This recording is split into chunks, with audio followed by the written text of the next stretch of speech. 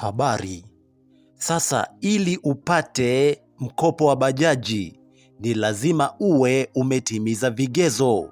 Nitaenda nitaje baadhi ya vigezo vya kawaida. Namba 1 ni kitambulisho cha taifa au namba ya NIDA.